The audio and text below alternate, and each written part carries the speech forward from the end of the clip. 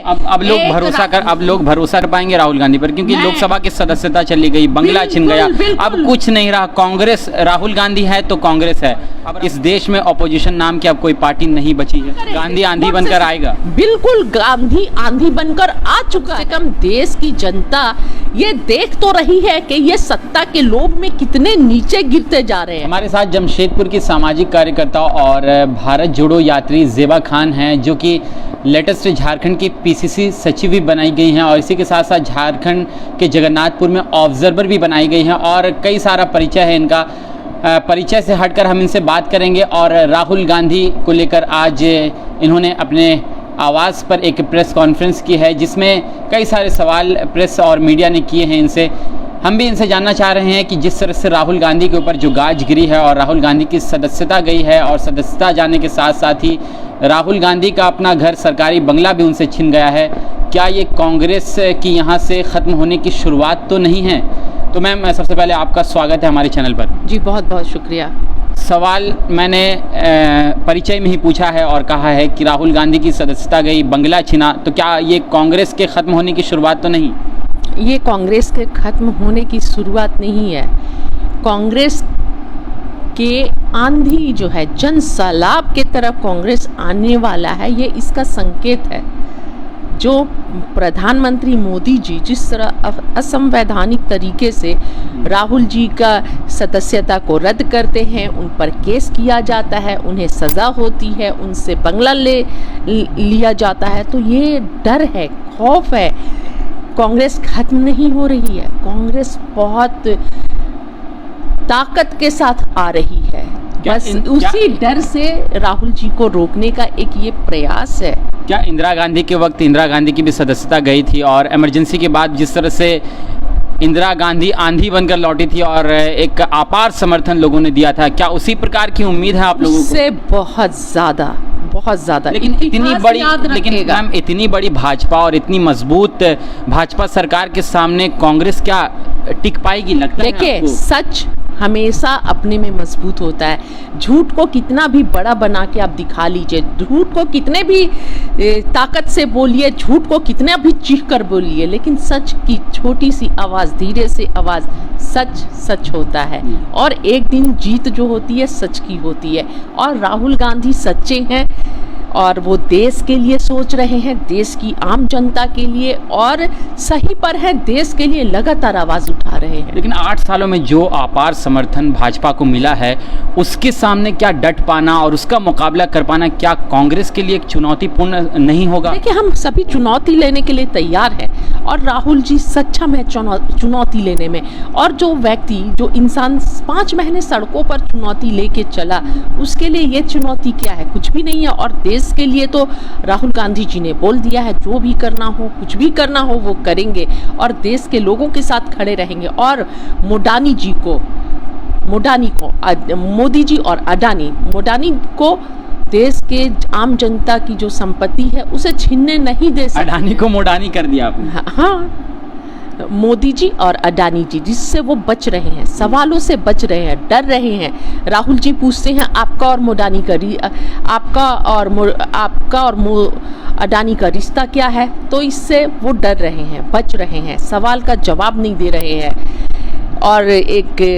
और इसी डर से, सवाल के डर से राहुल जी पर दबाव बनाने के लिए पहले पुलिस घर में भेजते हैं कि आप बताइए, यात्रा में कौन महिला आपसे शिकायत की थी, उस पर कार्रवाई किया जाएगा। क्या ये कोई मैटर है?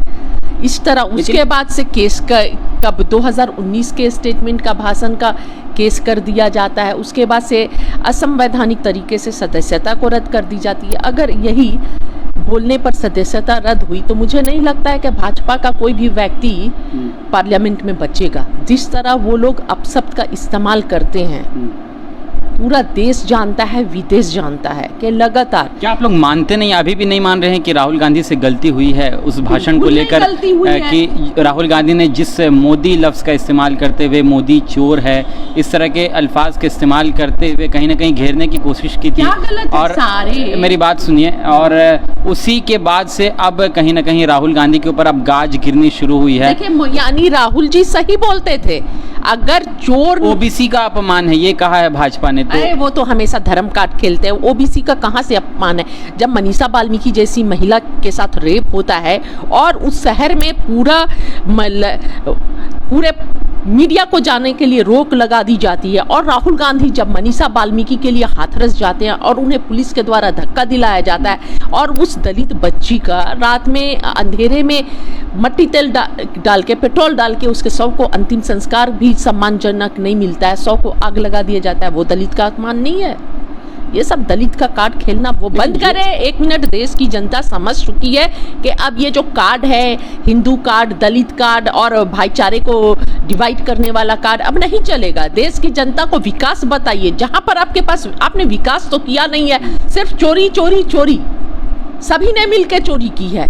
अब वो चोरी से बचने के लिए ये क्या है, कभी राहुल जी से सवाल करने चले आते हैं, कभी राहुल जी को सीबीआई की जांच बैठा देते हैं, कभी राहुल जी का घर ले लेते हैं, कभी पार्लियामेंट से सदस्यता ले लेते हैं। तो उन्हें क्या लगता है सदस्यता रद्द कर देने से राहुल गांधी जी चुप हो जाएंगे, सवाल करना बंद कर देंगे? अब लोग भरोसा कर पाएंगे राहुल गांधी पर, क्योंकि लोकसभा की सदस्यता चली गई, बंगला छिन गया, अब कुछ नहीं रहा। कांग्रेस, राहुल गांधी है तो कांग्रेस है, अब राहुल गांधी नहीं रहे तो लगता है पार्टी। कांग्रेस आजादी से पहले की पार्टी है। कांग्रेस पार्टी ने देश को आजादी दिलाई।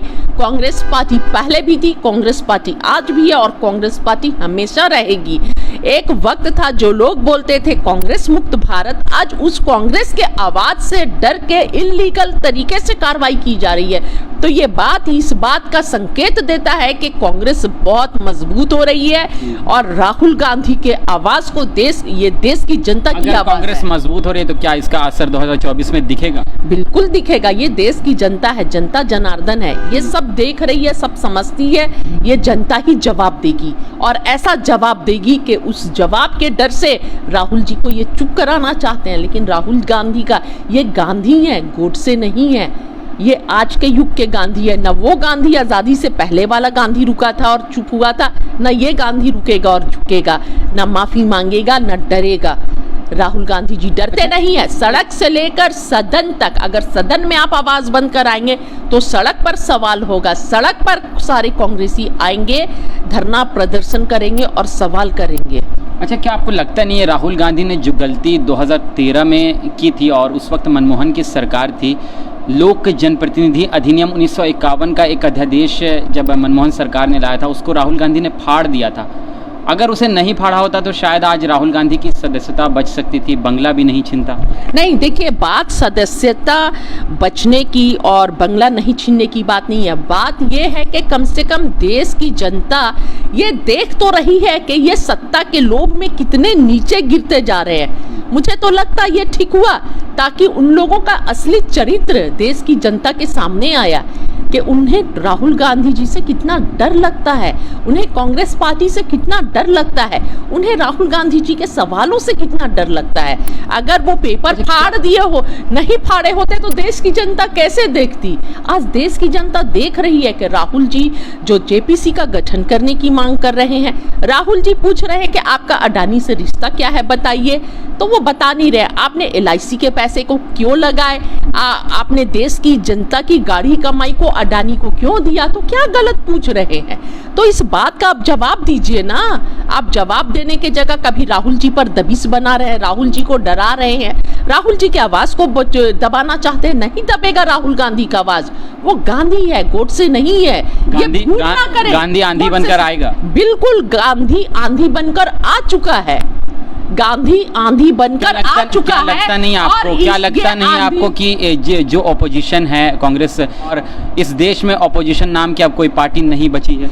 देखिए, वो जितना दबाने की कोशिश की जाएगी, खत्म करने की कोशिश की जाएगी कांग्रेस पार्टी, और कांग्रेस पार्टी का एक एक कार्यकर्ता और नेता उतनी ही मजबूती के साथ सवाल करेगा और उतनी ही मजबूती के साथ सदन से लेकर सड़क तक सवाल पूछेगा और उतर के जन आंदोलन करेगा। राहुल गांधी की आवाज़ अब लोकसभा में सुनने को नहीं मिलेगी लोगों को, तो क्या हुआ? इससे पार्टी बैकफुट पर नहीं जाएगी? बिल्कुल बैकफुट पे नहीं जाएगी। क्यों जाएगी? और सारे लीडर्स हैं ना, वो बोलेंगे, वो सवाल करेंगे। और क्या हुआ? राहुल गांधी सत्ता के लोभी नहीं है। जरूरी नहीं है कि राहुल गांधी संसद में ही सवाल करे। राहुल गांधी जी सड़क पर आके सवाल करेंगे और देश की जनता इसमें उनके साथ खड़ी है। आज पूरे देश की जनता देख रही है कि राहुल गांधी ही देश का एक ऐसा लीडर है, एक ऐसा नेतृत्व है जो निस्वार्थ, जो भाजपा से बिना डरे देश की जनता के लिए खड़ा है और बिना डरे सवाल कर रहा है, देश के लिए फिक्र कर रहा है। जो देशभक्त है, असली देशभक्त राहुल गांधी है। दिखावा नहीं करते हैं जो, और जिन्हें सत्ता का लोभ नहीं है। सत्ता का लोभ रहता तो वो यूपीए 2 में प्रधानमंत्री बन जाते, यूपीए 1 में प्रधानमंत्री बन जाते, पर वो नहीं बने। जरूर बनेंगे, ये देश की जनता देख रही है और बनाएगी, क्योंकि राहुल गांधी ही एक विकल्प है। राहुल गांधी के बिना देश का भला नहीं होने वाला है। आखिरी सवाल आपसे ये कि राहुल गांधी के पास अभी 2 अवसर है, 2 ऑप्शन है, एक हाई कोर्ट और दूसरा सुप्रीम कोर्ट। इन दोनों अदालतों से अगर राहत मिलती है तो उनकी सदस्यता बच सकती है। क्या लगता है, उम्मीद है कोर्ट पर, कानून पर क्या आपको उम्मीदें हैं, भरोसा है राहत मिलेगी और उनकी सदस्यता बचेगी? देखिए, कोर्ट पर, न्याय प्रणाली पर, हमें अपने देश के न्याय प्रणाली पर, चाहे भाजपा सरकार कितना भी खरीदने की कोशिश कर ले, कितना भी दबाने की कोशिश कर ले, पर न्याय प्रणाली पर हमें अभी भी भरोसा है कि न्याय प्रणाली बिना डरे हुए, बिना सत्ता पक्ष के प्रभाव में आए, राहुल गांधी जी को निष्पक्ष इंसाफ देगी। बहुत बहुत धन्यवाद हमसे बात करने के लिए। तो ये थी ज़ेबा खान और इनका कहना है कि राहुल गांधी वाकई में आंधी बनकर लौटेंगे। अब देखना ये होगा कि क्या इन दोनों अदालतों से राहुल गांधी को राहत मिलती है और उनकी सदस्यता पर जो तलवार लटक रही है, सदस्यता जो चली गई है, तो वो बचने की उम्मीद क्या अभी भी थोड़ी बहुत आस बाकी है जो इन दोनों अदालतों से मिल सकती है या नहीं? और अगर मिल जाती है तो 2024 में क्या राहुल गांधी वाकई में आंधी बनकर लौटेंगे, ये एक सबसे बड़ा सवाल होगा।